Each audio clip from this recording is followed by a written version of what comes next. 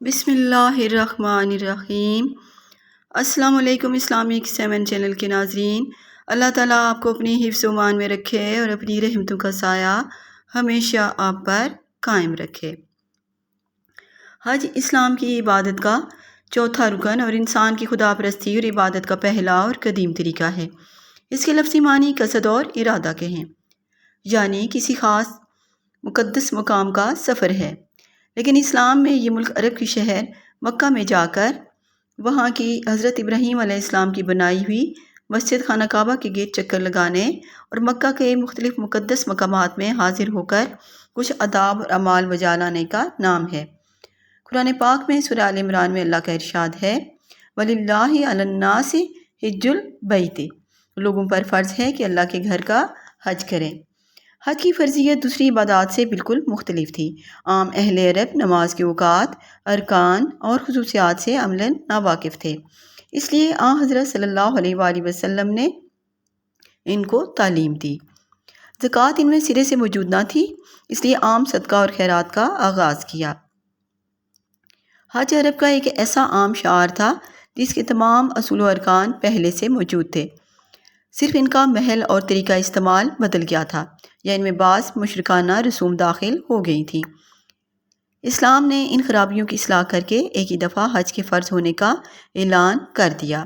آج میں آپ کو بتاؤں گی کہ اہل عرب میں حج کرنے کے کیا طریقے تھے اور اسلام نے اس میں کیسے اصلاح کی۔ لیکن اس سے پہلے اگر آپ نے میرے چینل کو سبسکرائب نہیں کیا تو سبسکرائب کر لیں، بیل آئیکن پر کلک کریں تاکہ میری مزید ویڈیوز آپ کو وقت پر ملتی رہیں۔ ہر عبادت کی اصلی غرض ذکر الہی، طلب مغفرت اور کلمت اللہ ہیں، لیکن اہل عرب نے حج کو ذاتی و خاندانی نام و نمود کا ذریعہ بنا لیا تھا۔ چنانچہ تمام مناسک حج سے فارغ ہو چکتے تھے تو تمام قبائل مینا میں آ کر قیام کرتے تھے۔ ہر قبیلہ ذکر الہی کی جگہ اپنے اپنے آباء و اجداد کے کارنامے اور خوبیاں بیان کرتا تھا۔ اس پر یہ آیت نازل ہوئی، فَاذْكُرُوا اللَّهَ كَذِكْرِكُمْ آبَاءَكُمْ أَوْ أَشَدَّ ذِكْرًا، جس طرح اپنے باپ دادوں کا ذکر کرتے ہو اسی طرح بلکہ اس سے زیادہ بلند آواز کے ساتھ خدا کی یاد کرو۔ قربانی کرتے تھے تو اس کے خون کو خانہ کعبہ کی دیواروں پر لگاتے تھے کہ خدا سے تقرب حاصل ہو جائے۔ یہود میں بھی یہ رسم تھی کہ قربانی کے خون کا چینٹا قربان گاہ پر دیتے تھے اور قربانی کا گوشت جلا دیتے تھے۔ محمد رسول اللہ صلی اللہ علیہ وآلہ وسلم کے ذریعہ یہ دونوں باتیں مٹا دی گئیں اور یہ آیت اتری، لَن يَنَالَ اللَّهَ لُحُومُهَا وَلَا دِمَاؤُهَا وَلَٰكِن يَنَالُهُ التَّقْوَىٰ مِنكُمْ، خدا کے پاس قربانیوں کا خون اور گوشت نہیں پہنچتا، اس کے پاس صرف تمہارا تقویٰ پہنچتا ہے۔ اہل یمن کا دستور تھا کہ جب حج کی غرض سے سفر کرتے تھے تو زیادہ راہ لے کر نہیں چلتے تھے اور کہتے تھے ہم متوکل علی اللہ ہیں۔ نتیجہ یہ ہوتا تھا کہ جب مکہ میں پہنچتے تھے تو بھیک مانگنے کی نوبت آتی تھی۔ اس پر یہ آیت نازل ہوئی، وَتَزَوَّدُوا فَإِنَّ خَيْرَ الزَّادِ التَّقْوَىٰ، زیادہ راہ ساتھ لے کر چلو کیونکہ بہترین زیادہ راہ پرہیزگاری ہے۔ قریش نے عرب کے دوسرے قبیلوں کے مقابل میں جو امتیازات قائم کر لیے تھے، ان کی بنا پر قریش کے سوا تمام قبیلے ننگے ہو کر خانہ کعبہ کا طواف کرتے تھے۔ اس غرض سے خانہ کعبہ میں لکڑی کا ایک تختہ رکھا ہوا تھا جس پر تمام لوگ کپڑے اتار اتار کر رکھ دیتے تھے۔ ان لوگوں کی ستر پوشی صرف قریش کی فیاضی کر سکتی تھی، یعنی اس موقع پر قریش کی طرف سے کپڑا تقسیم کیا جاتا تھا اور مرد مردوں کو، عورتوں کو خاص طواف کے لیے کپڑا دیتی تھیں اور وہ لوگ اس کپڑے میں طواف کرتے تھے۔ لیکن جو لوگ اس فیاضی سے محروم رہ جاتے تھے ان کو بہرانہ طواف کرنا پڑتا تھا۔ اسلام نے اس بے حیائی کے کام کو قطعاً موقوف کر دیا اور یہ آیت اتری، خُذُوا زِینَتَکُمْ عِندَ کُلِّ مَسْجِدٍ، ہر عبادت کے وقت اپنے کپڑے پہنو۔ اور 9 ہجری کے موسم حج میں حضرت صلی اللہ علیہ وآلہ وسلم نے حضرت ابوبکر صدیق رضی اللہ تعالیٰ عنہ کو اس اعلان کے لیے بھیجا کہ آئندہ کوئی ننگے ہو کر طواف نہ کرنے پائے۔ چنانچہ اس کا اعلان کیا گیا اور اس وقت یہ رسم اٹھ گئی۔ قریش کی ایک امتیازی خصوصیت یہ تھی کہ اور تمام قبائل عرفات میں قیام کرتے تھے، لیکن وہ خود حدود حرم کے اندر سے باہر نکلنا اپنے مذہبی منصب کے خلاف سمجھتے تھے، اس لیے مزدلفہ میں ٹھہرتے تھے۔ اس نے قریش کے اس امتیاز کا خاتمہ کر دیا، چنانچہ یہ آیت اتری، ثم افیضوا من حیث افاض الناس، کوچ وہیں سے کرو جہاں سے تمام لوگ کرتے ہیں۔ صفا اور مروہ کے درمیان میں جو وادی سے تیزی کے ساتھ دوڑ کر گزرتے تھے، اور یہ ایک مذہبی سنت قرار پا گئی تھی، لیکن اسلام نے اس کو کوئی سنت قرار نہیں دیا، یعنی اس کو کوئی خاص اہمیت نہیں دی۔ جاہلیت کے زمانہ میں حج کی مذہبی حیثیت تو یوں ہی سی رہ گئی تھی، ورنہ اس نے در حقیقت ایک بڑے میلہ کی حیثیت اختیار کر لی تھی، جس میں ہر طرف سے ہر کماش کے لوگ جمع ہوتے تھے، اور وہ سب کچھ ہوتا تھا جو میلوں میں ہوتا ہے۔ شور و غل ہوتا تھا، دنگا فساد ہوتا تھا، عورتوں سے چھیڑ خانی ہوتی تھی، غرض فسق و فجور کا ایک تماشا وہاں ہوتا تھا۔ اسلام آیا تو اس نے یک لخت ان باتوں کو بند کر دیا اور حج کو تقدس، نیکی اور ذکر الہی کا سرتپا مرکہ بنا دیا۔ حکم آیا، فمن فرض فیہن الحج فلا رفث ولا فسوق ولا جدال فی الحج وما تفعلوا من خیر یعلمہ اللہ۔ پھر جس نے ان مہینوں میں حج کی نیت کی تو پھر حج میں عورت سے نہ چھیڑ چھاڑ ہے، نہ فحاشی ہے، نہ لڑائی و دنگا ہے، اور تم جو نیکی کرو گے اللہ کو معلوم ہوگی۔ مناسک حج کے بعد جو لوگ واپس آنا چاہتے تھے، ان میں دو گروہ ہو گئے تھے۔ ایک کہتا تھا جو لوگ ایام تشریق ہی میں واپس آتے ہیں وہ گناہ گار ہیں۔ دوسرا ان لوگوں کو الزام لگاتا تھا جو دیر میں واپس ہوتے تھے۔ چونکہ ان میں در حقیقت کوئی گروہ گناہ گار نہ تھا، اس لیے قرآن مجید نے دونوں کو جائز رکھا۔ فمن تعجل فی یومین فلا اثم علیہ ومن تأخر فلا اثم علیہ لمن اتقی۔ جو شخص عجلت کر کے ایام تشریق کے 2 ہی دنوں میں واپس آ گیا تو اس پر بھی کوئی گناہ نہیں ہے، اور جس نے دیر کی اس پر بھی کوئی گناہ نہیں، بشرطے کہ اس نے تقوی اختیار کیا۔ ایک خاموش حج ایجاد کر لیا تھا، یعنی حج کا احرام باندھتے تھے تو چپ رہتے تھے۔ چنانچہ حضرت ابوبکر صدیق رضی اللہ تعالیٰ عنہ نے ایک عورت کو خاموش دیکھا تو وجہ پوچھی۔ معلوم ہوا کہ اس نے خاموش حج کا احرام باندھا ہے۔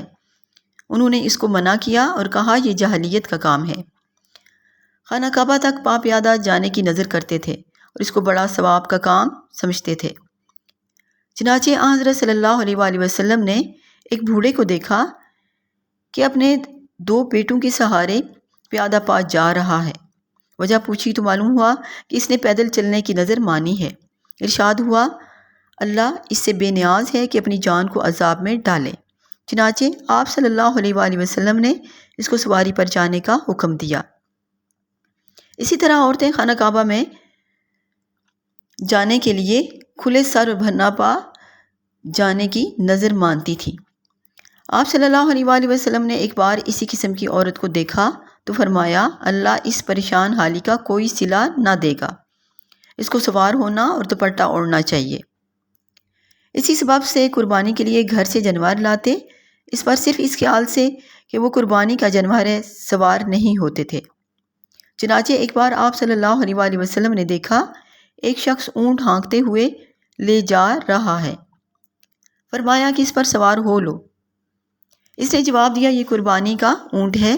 چنانچہ آپ صلی اللہ علیہ وآلہ وسلم نے 3 بار اس کو اونٹ پر سوار ہونے کی تاکید کی۔ انصار حج کر کے واپس آتے تھے تو دروازے کی راہ سے گھر میں داخل نہیں ہوتے تھے، بلکہ پچھواڑے سے کود کر آتے تھے اور اس کو کار ثواب سمجھتے تھے۔ ایک شخص حج کر کے آیا اور دستور کے خلاف دروازے سے گھس آیا تو لوگوں نے اس کو بڑی لعنت ملامت کی۔ اس پر قرآن مجید کی یہ آیت نازل ہوئی، لیس البر بأن تأتوا البیوت من ظہورها ولکن البر من اتقی وأتوا البیوت من ابوابها۔ گھر کے پچھواڑے سے آنا کوئی نیکی نہیں ہے، نیکی صرف اس کی ہے جس نے تقوی حاصل کیا، اور گھروں میں دروازے کی راہ سے آؤ۔ بعض لوگ طواف کرتے تھے تو اپنے گنہگار اور مجرم ہونے کی حیثیت کو مختلف نامناسب طریقوں سے ظاہر کرتے تھے۔ کچھ لوگ ناک میں نکیل ڈلوا لیتے تھے، اس کو پکڑ کر ایک شخص کھینچتا پھرتا تھا۔ حضرت صلی اللہ علیہ وآلہ وسلم نے ایک شخص کو دیکھا کہ اسی طریقہ سے طواف کر رہا ہے تو اس کی نکیل کٹوا دی۔ اس طرح آپ صلی اللہ علیہ وآلہ وسلم نے ایک شخص کو دیکھا کہ اس نے رسی سے اپنا ہاتھ ایک شخص سے باندھ دیا ہے اور اس کو طواف کرا رہا ہے۔ آپ صلی اللہ علیہ وآلہ وسلم نے رسی کاٹ دی اور فرمایا اس کا ہاتھ پکڑ کر طواف کراؤ۔ ایک بار آپ صلی اللہ علیہ وآلہ وسلم نے دیکھا کہ دو شخص ایک رسی میں جڑے ہوئے ہیں۔ وجہ پوچھی تو دونوں نے کہا ہم نے یہ نظر مانی ہے کہ اس طرح جڑے ہوئے خانہ کعبہ کا حج کریں گے۔ آپ صلی اللہ علیہ وآلہ وسلم نے فرمایا اس شکنجے کو دور کرو، یہ نظر نہیں ہے، نظر وہ ہے جسے خدا کی ذات مقصود ہو۔ اہل عرب ایام حج میں عمرہ نہیں کرتے تھے، کہتے تھے جب سواریاں حج سے واپس آ جائیں اور ان کی پیٹھ کے زخم اچھے ہو جائیں اس وقت عمرہ جائز ہو سکتا ہے، لیکن رسول اللہ صلی اللہ علیہ وآلہ وسلم نے خاص ایام حج میں عمرہ کیا اور عملاً اس بے ضرورت رسم کو مٹا دیا۔